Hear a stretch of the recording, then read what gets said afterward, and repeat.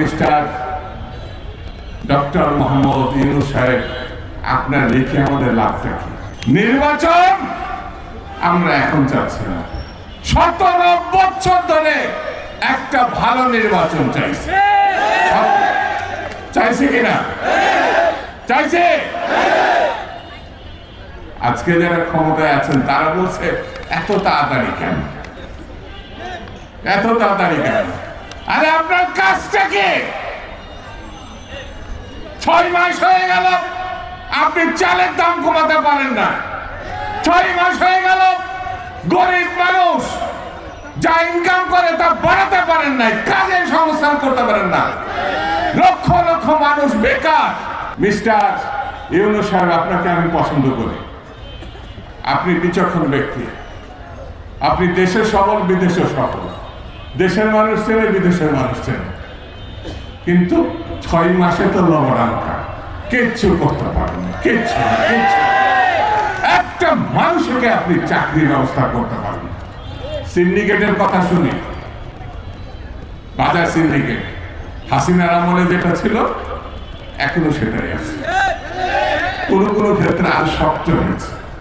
আর সামনে হচ্ছে আমার রোজা,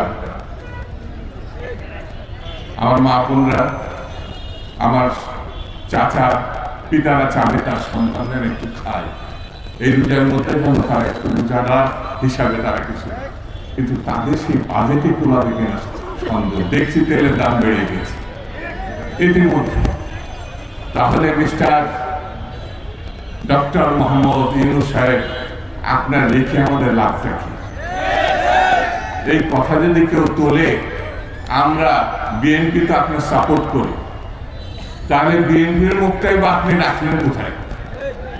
বাংলাদেশের সব থেকে বড় দল, সব থেকে সম্ভাবনাময় দল, সব থেকে ত্যাগ এবং কষ্টের দল, সব থেকে চ্যালেঞ্জ নেওয়া দল বাংলাদেশ জাতীয়তাবাদী দল ধানের শীষ।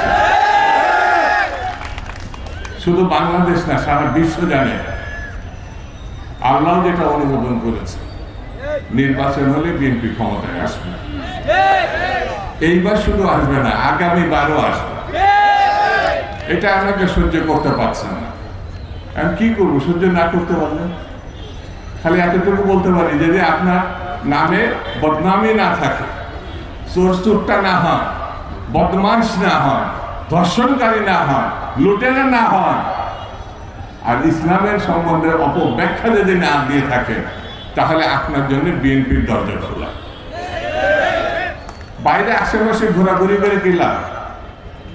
বিএনপি ছাড়া বিকল্প দল নাই, ছিল যেটা এমন দৌড় দিয়েছে বর্ডারে পগার পার হয়ে।